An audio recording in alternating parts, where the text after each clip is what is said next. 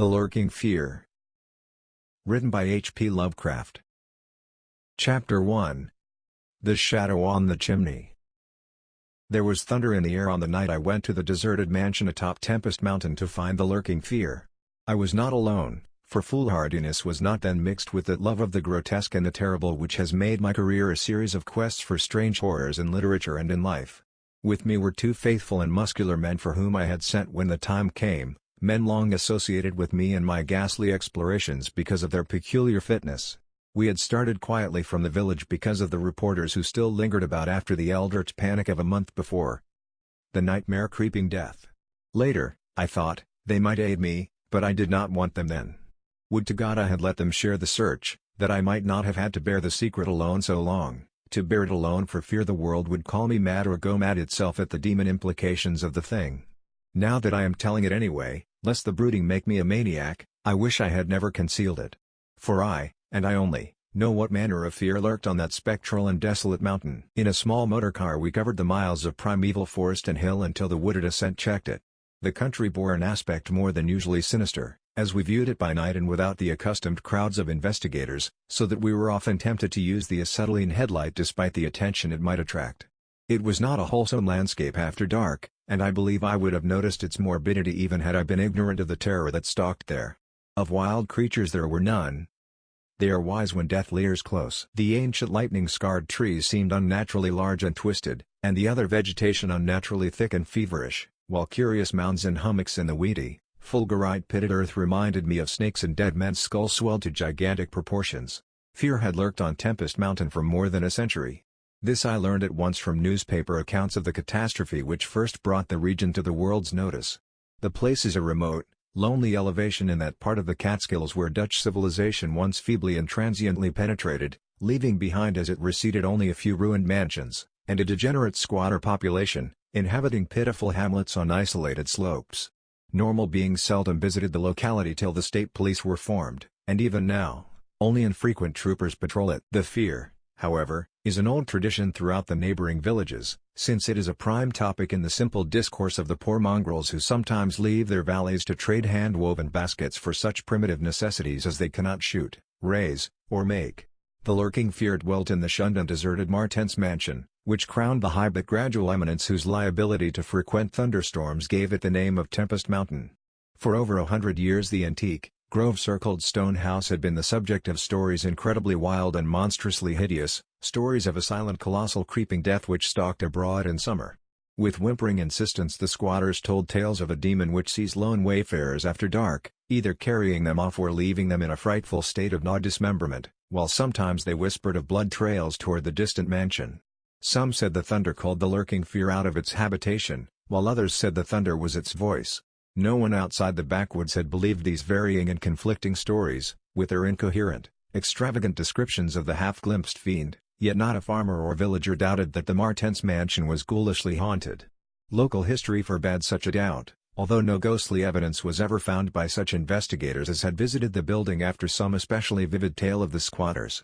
Grandmothers told strange myths of the Martens specter, myths concerning the Martens family itself, its queer hereditary dissimilarity of eyes, its long, unnatural annals, and the murder which had cursed it.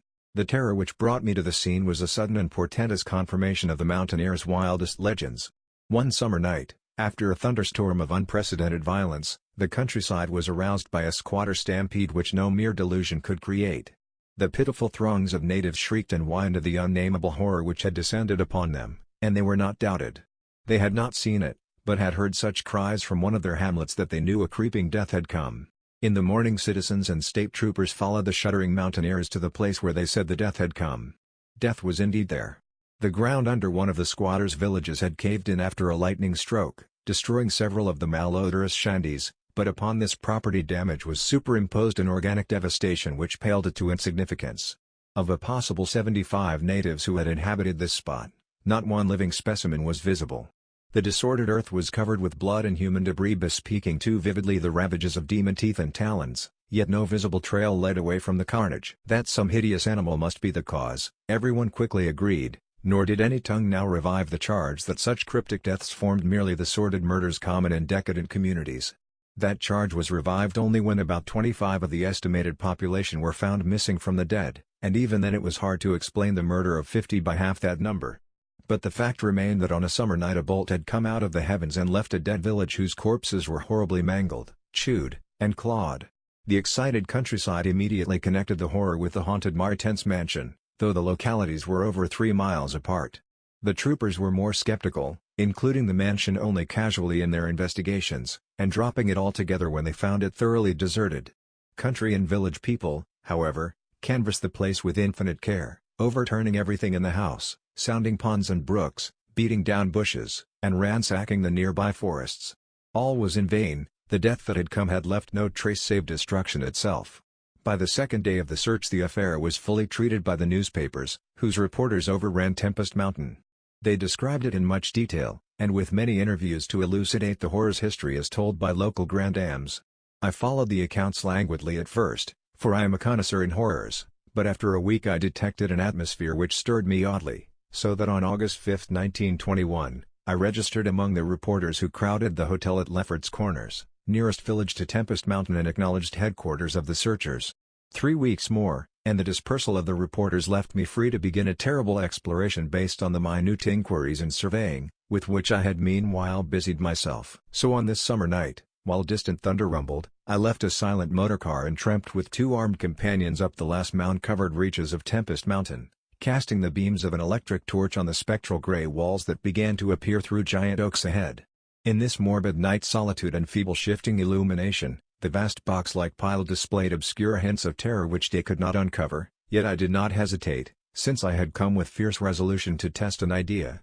I believed that the thunder called the death demon out of some fearsome secret place, and be that demon solid entity or vaporous pestilence, I meant to see it. I had thoroughly searched the ruin before, hence knew my plan well, choosing as the seat of my vigil the old room of Jan Martens, whose murder loomed so great in the rural legends. I felt subtly that the apartment of this ancient victim was best for my purposes. The chamber, measuring about 20 feet square, contained like the other rooms some rubbish which had once been furniture. It lay on the second story, on the southeast corner of the house, and had an immense east window and narrow south window, both devoid of panes or shutters.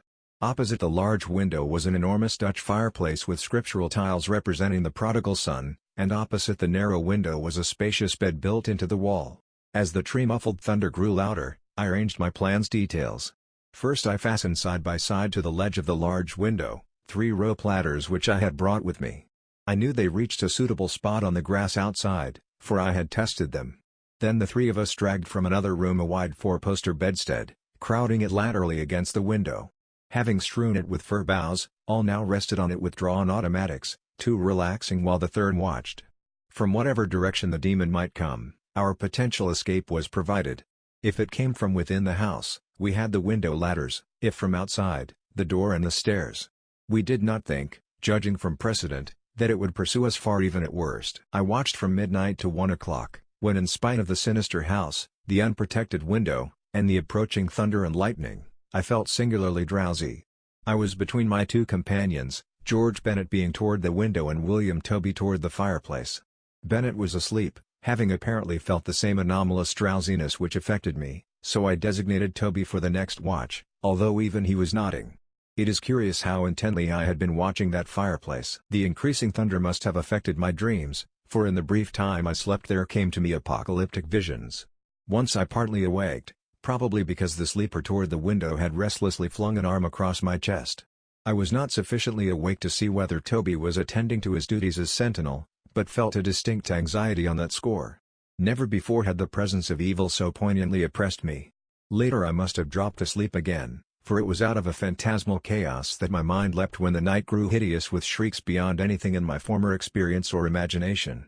In that shrieking the inmost soul of human fear and agony clawed hopelessly and insanely at the ebony gates of oblivion.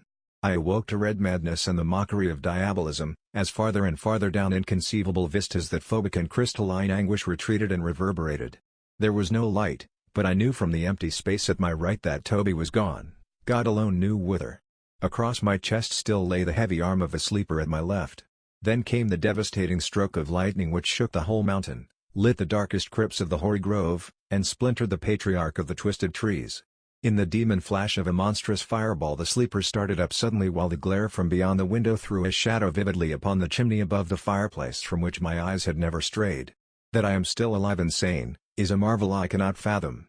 I cannot fathom it, for the shadow on that chimney was not that of George Bennett or of any other human creature, but a blasphemous abnormality from hell's nethermost craters, a nameless, shapeless abomination which no mind could fully grasp and no pen even partly describe. In another second I was alone in the accursed mansion, shivering and gibbering.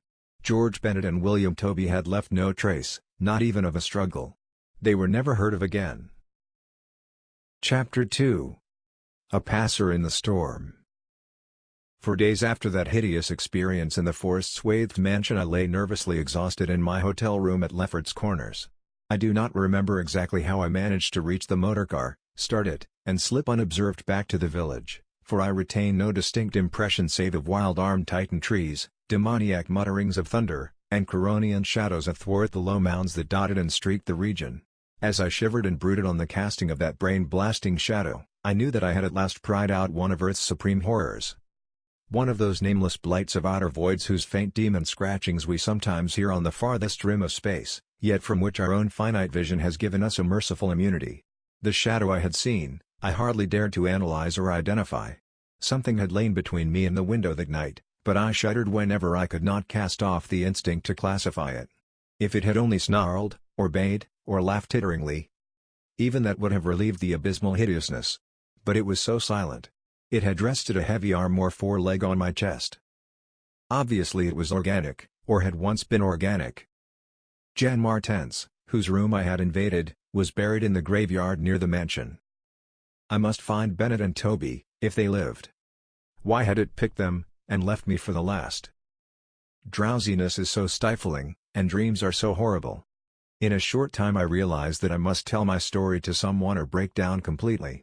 I had already decided not to abandon the quest for the lurking fear, for in my rash ignorance it seemed to me that uncertainty was worse than enlightenment, however terrible the latter might prove to be. Accordingly I resolved in my mind the best course to pursue, whom to select for my confidences, and how to track down the thing which had obliterated two men and cast a nightmare shadow. My chief acquaintances at Lefferts Corners had been the affable reporters, of whom several still remained to collect final echoes of the tragedy.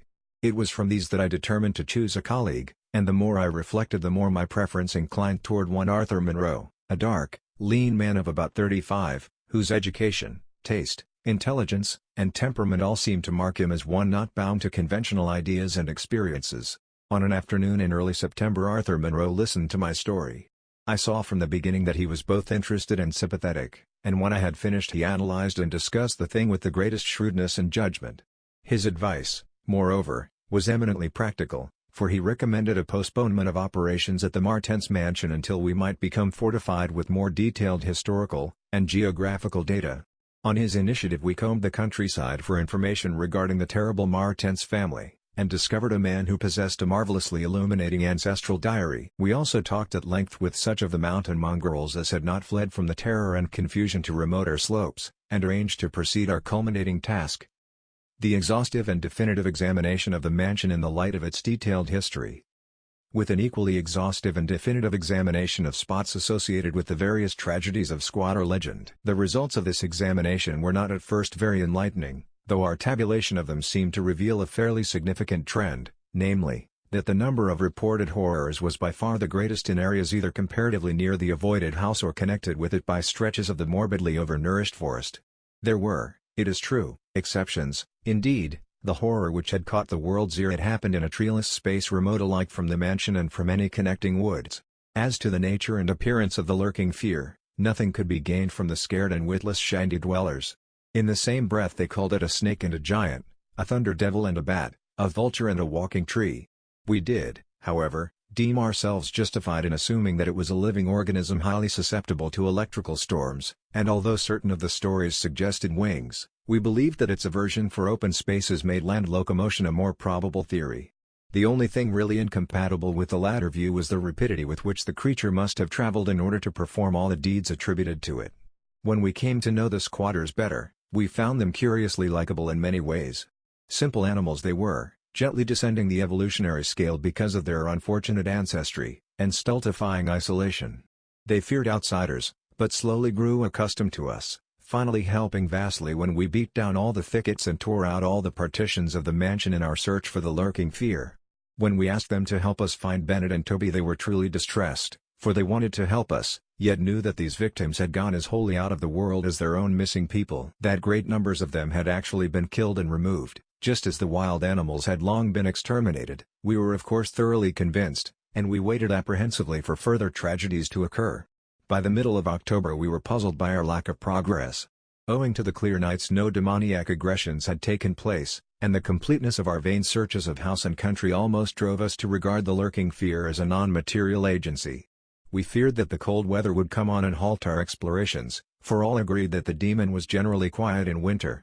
Thus there was a kind of haste and desperation in our last daylight canvass of the horror-visited hamlet, a hamlet now deserted because of the squatters' fears. The ill-fated squatter hamlet had borne no name, but had long stood in a sheltered though treeless cleft between two elevations called respectively Cone Mountain and Maple Hill. It was closer to Maple Hill than to Cone Mountain, some of the crude abodes indeed being dugouts on the side of the former eminence. Geographically it lay about 2 miles northwest of the base of Tempest Mountain, and 3 miles from the Oakgirt mansion. Of the distance between the hamlet and the mansion, fully 2 miles and a quarter on the hamlet side was entirely open country, the plain being of fairly level character save for some of the low snake-like mounds, and having as vegetation only grass and scattered weeds. Considering this topography, we had finally concluded that the demon must have come by way of Cone Mountain, a wooded southern prolongation of which ran to within a short distance of the westernmost spur of Tempest Mountain. The upheaval of ground we traced conclusively to a landslide from Maple Hill, a tall lone splintered tree on whose side had been the striking point of the thunderbolt which summoned the fiend. As for the 20th time or more Arthur Monroe and I went minutely over every inch of the violated village, we were filled with a certain discouragement coupled with vague and novel fears. It was acutely uncanny, even when frightful and uncanny things were common, to encounter so blankly clueless a scene after such overwhelming occurrences, and we moved about beneath the leaden, darkening sky with that tragic directionless zeal which results from a combined sense of futility and necessity of action. Our care was gravely minute, every cottage was again entered, every hillside dugout again searched for bodies, every thorny foot of adjacent slope again scanned for dens and caves, but all without result. And yet, as I have said, vague new fears hovered menacingly over us, as if giant bat-winged griffins squatted invisibly on the mountaintops and leered with abandoned eyes that had looked on transcosmic gulfs. As the afternoon advanced, it became increasingly difficult to see, and we heard the rumble of a thunderstorm gathering over Tempest Mountain. This sound in such a locality naturally stirred us, though less than it would have done at night. As it was, we hoped desperately that the storm would last until well after dark, and with that hope turned from our aimless hillside searching toward the nearest inhabited hamlet to gather a body of squatters as helpers in the investigation. Timid as they were, a few of the younger men were sufficiently inspired by our protective leadership to promise such help. We had hardly more than turned, however, when there descended such a blinding sheet of torrential rain that shelter became imperative. The extreme, almost nocturnal darkness of the sky caused us to stumble sadly, but guided by the frequent flashes of lightning and by our minute knowledge of the hamlet we soon reached the least porous cabin of the lot, an heterogeneous combination of logs and boards whose still existing door and single tiny window both faced Maple Hill. Barring the door after us against the fury of the wind and rain, we put in place the crude window shutter which our frequent searches had taught us where to find. It was dismal sitting there on rickety boxes in the pitchy darkness, but we smoked pipes and occasionally flashed our pocket lamps about. Now and then we could see the lightning through the cracks in the wall. The afternoon was so incredibly dark that each flash was extremely vivid. The stormy vigil reminded me shudderingly of my ghastly night on Tempest Mountain. My mind turned to that odd question which had kept recurring ever since the nightmare thing had happened, and again I wondered why the demon, approaching the three watchers either from the window or the interior, had begun with the men on each side and left the middleman till the last, when the Titan fireball had scared it away. Why had it not taken its victims in natural order, with myself second, from whichever direction it had approached? With what manner of far-reaching tentacles did it prey? Or did it know that I was the leader, and save me for a fate worse than that of my companions? In the midst of these reflections, as if dramatically arranged to intensify them, there fell nearby a terrific bolt of lightning, followed by the sound of sliding earth. At the same time, the wolfish wind rose to demoniac crescendos of ululation. We were sure that the lone tree on Maple Hill had been struck again, and Monroe rose from his box and went to the tiny window to ascertain the damage. When he took down the shutter, the wind and rain howled deafeningly in, so that I could not hear what he said, but I waited while he leaned out and tried to fathom nature's pandemonium. Gradually, a calming of the wind and dispersal of the unusual darkness told of the storm's passing. I had hoped it would last into the night to help our quest, but a furtive sunbeam from a knothole behind me removed the likelihood of such a thing. Suggesting to Monroe that we had better get some light even if more showers came, I unbarred and opened the crude door. The ground outside was a singular mass of mud and pools, with fresh heaps of earth from the slight landslide, but I saw nothing to justify the interest which kept my companion silently leaning out the window. Crossing to where he leaned, I touched his shoulder, but he did not move. Then, as I playfully shook him and turned him around, I felt the strangling tendrils of a cancerous horror whose roots reached into illimitable pasts and fathomless abysms of the night that broods beyond time. For Arthur Monroe was dead. And on what remained of his chewed and gouged head, there was no longer a face. Chapter 3. What the Red Glare Meant. On the tempest-racked night of November 8, 1921, with a lantern which cast charnel shadows, I stood digging alone and idiotically in the grave of Jean Martens. I had begun to dig in the afternoon, because a thunderstorm was brewing, and now that it was dark and the storm had burst above the maniacally thick foliage I was glad. I believe that my mind was partly unhinged by events since August 5, the demon shadowing the mansion, the general strain and disappointment, and the thing that occurred at the hamlet in an October storm. After that thing, I had dug a grave for one whose death I could not understand. I knew that others could not understand either, so let them think Arthur Monroe had wandered away. They searched, but found nothing. The squatters might have understood, but I dared not frighten them more. I myself seemed strangely callous. That shock at the mansion had done something to my brain, and I could think only of the quest for a horror now grown to cataclysmic stature in my imagination, a quest which the fate of Arthur Monroe made me vow to keep silent and solitary. The scene of my excavations would alone have been enough to unnerve any ordinary man. Baleful primal trees of unholy size, age, and grotesqueness leered above me like the pillars of some hellish druidic temple, muffling the thunder, hushing the clawing wind, and admitting but little rain. Beyond the scarred trunks in the background, illumined by faint flashes of filtered lightning, rose the damp ivied stones of the deserted mansion, while somewhat nearer was the abandoned Dutch garden whose walks and beds were polluted by white, fungus, fetid, overnourished vegetation that never saw full daylight.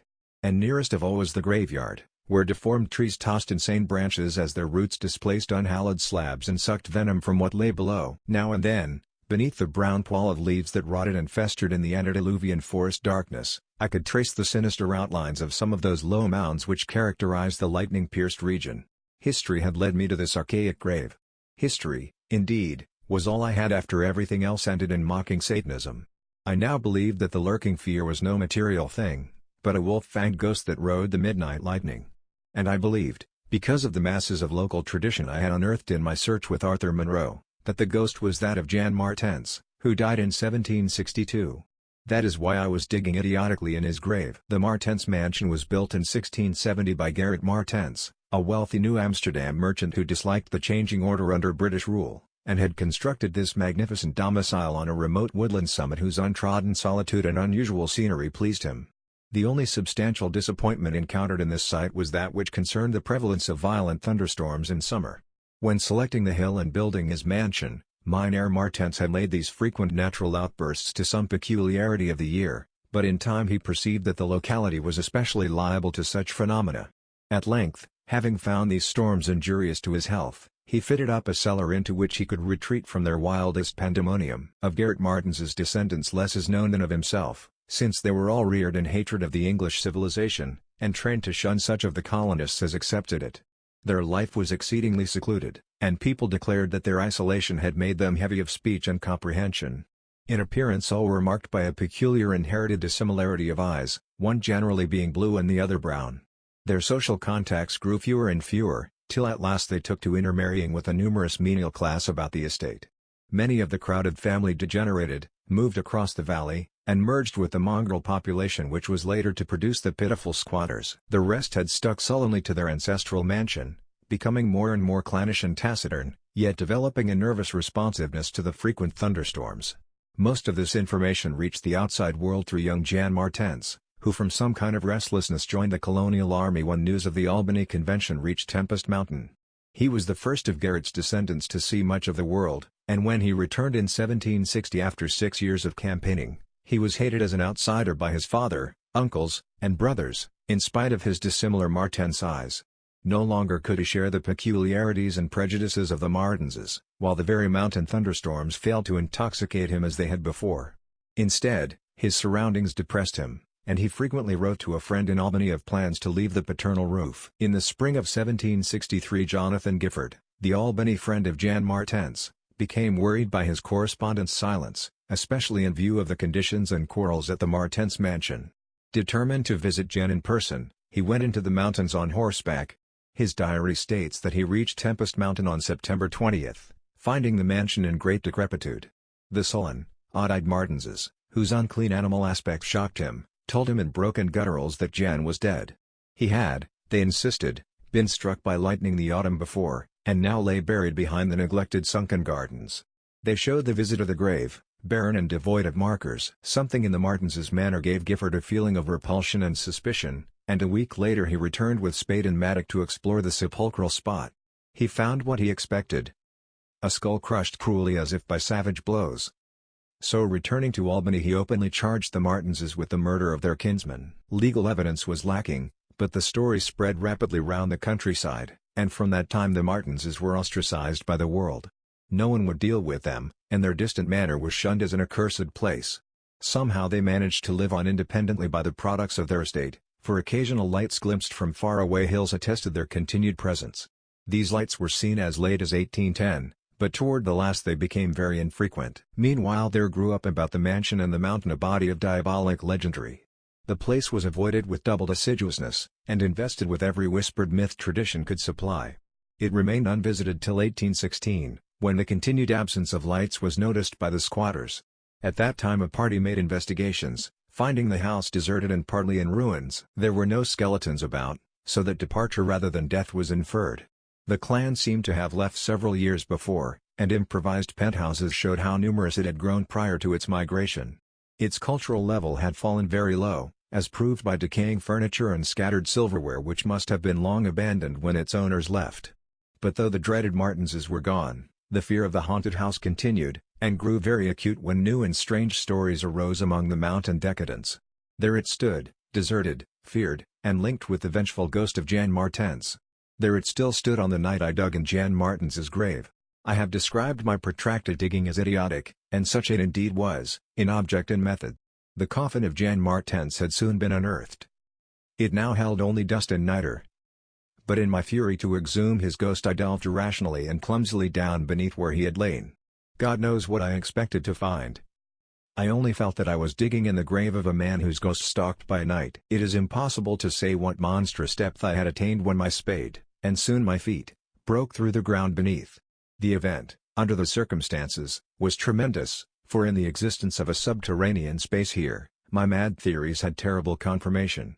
My slight fall had extinguished the lantern, but I produced an electric pocket lamp and viewed the small horizontal tunnel which led away indefinitely in both directions. It was amply large enough for a man to wriggle through, and though no sane person would have tried it at that time, I forgot danger, reason, and cleanliness in my single-minded fever to unearth the lurking fear. Choosing the direction toward the house, I scrambled recklessly into the narrow burrow, squirming ahead blindly and rapidly, and flashing but seldom the lamp I kept before me.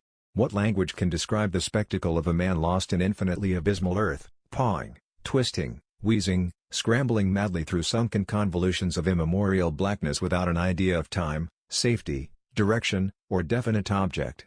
There is something hideous in it, but that is what I did. I did it for so long that life faded to a far memory, and I became one with the moles and grubs of nighted depths. Indeed, it was only by accident that after interminable writhings I jarred my forgotten electric lamp alight, so that it shone eerily along the burrow of caked loam that stretched and curved ahead. I had been scrambling in this way for some time, so that my battery had burned very low, when the passage suddenly inclined sharply upward, altering my mode of progress. And as I raised my glance it was without preparation that I saw glistening in the distance two demoniac reflections of my expiring lamp, two reflections glowing with a baneful and unmistakable effulgence, and provoking maddeningly nebulous memories. I stopped automatically, though lacking the brain to retreat. The eyes approached, yet of the thing that bore them I could distinguish only a claw. But what a claw! Then far overhead I heard a faint crashing which I recognized. It was the wild thunder of the mountain, raised to hysteric fury. I must have been crawling upward for some time, so that the surface was now quite near. And as the muffled thunder clattered, those eyes still stared with vacuous viciousness. Thank God I did not then know what it was, else I should have died. But I was saved by the very thunder that had summoned it, for after a hideous wait there burst from the unseen outside sky one of those frequent mountainward bolts whose aftermath I had noticed here and there as gashes of disturbed earth and fulgurites of various sizes. With cyclopean rage it tore through the soil above the damnable pit, blinding and deafening me, yet not wholly reducing me to a coma. In the chaos of sliding, shifting earth I clawed and floundered helplessly till the rain on my head steadied me and I saw that I had come to the surface in a familiar spot, a steep unforested place on the southwest slope of the mountain. Recurrent sheet lightnings illumined the tumbled ground and the remains of the curious low hummock which had stretched down from the wooded higher slope, but there was nothing in the chaos to show my place of egress from the lethal catacomb. My brain was as great a chaos as the earth, and as a distant red glare burst on a landscape from the south I hardly realized the horror I had been through. But when 2 days later the squatters told me what the red glare meant, I felt more horror than that which the mold burrow and the clawed eyes had given, more horror because of the overwhelming implications. In a hamlet 20 miles away an orgy of fear had followed the bolt which brought me above ground, and a nameless thing had dropped from an overhanging tree into a weak-roofed cabin. It had done a deed, but the squatters had fired the cabin in frenzy before it could escape. It had been doing that deed, at the very moment the earth caved in on the thing with the claw and eyes. Chapter 4. The Horror in the Eyes. There can be nothing normal in the mind of one who, knowing what I knew of the horrors of Tempest Mountain, would seek alone for the fear that lurked there. That at least 2 of the fear's embodiments were destroyed, formed but a slight guarantee of mental and physical safety in this acheron of multiform diabolism, yet I continued my quest with even greater zeal as events and revelations became more monstrous. When, 2 days after my frightful crawl through that crypt of the eyes and claw, I learned that a thing had malignly hovered 20 miles away at the same instant the eyes were glaring at me, I experienced virtual convulsions of fright. But that fright was so mixed with wonder and alluring grotesqueness, that it was almost a pleasant sensation. Sometimes, in the throes of a nightmare when unseen powers whirl one over the roofs of strange dead cities toward the grinning chasm of Niche, it is a relief and even a delight to shriek wildly and throw oneself voluntarily along with the hideous vortex of dream doom into whatever bottomless gulf may yawn. And so it was with the waking nightmare of Tempest Mountain. The discovery that 2 monsters had haunted the spot gave me ultimately a mad craving to plunge into the very earth of the accursed region, and with bare hands dig out the death that leered from every inch of the poisonous soil. As soon as possible I visited the grave of Jan Martens and dug vainly where I had dug before. Some extensive cave-in had obliterated all trace of the underground passage, while the rain had washed so much earth back into the excavation that I could not tell how deeply I had dug that other day. I likewise made a difficult trip to the distant hamlet where the death creature had been burnt, and was little repaid for my trouble. In the ashes of the fateful cabin I found several bones, but apparently none of the monsters. The squatters said the thing had only 1 victim, but in this I judged them inaccurate, since besides the complete skull of a human being, there was another bony fragment which seemed certainly to have belonged to a human skull at some time. Though the rapid drop of the monster had been seen, no one could say just what the creature was like. Those who had glimpsed it called it simply a devil. Examining the great tree where it had lurked, I could discern no distinctive marks. I tried to find some trail into the black forest, but on this occasion could not stand the sight of those morbidly large boles, or of those vast serpent-like roots that twisted so malevolently before they sank into the earth. My next step was to re-examine with microscopic care the deserted hamlet where death had come most abundantly, and where Arthur Monroe had seen something he never lived to describe. Though my vain previous searches had been exceedingly minute, I now had new data to test, for my horrible grave crawl convinced me that at least one of the phases of the monstrosity had been an underground creature. This time, on the 14th of November, my quest concerned itself mostly with the slopes of Cone Mountain and Maple Hill where they overlooked the unfortunate hamlet, and I gave particular attention to the loose earth of the landslide region on the latter eminence. The afternoon of my search brought nothing to light, and dusk came as I stood on Maple Hill looking down at the hamlet and across the valley to Tempest Mountain.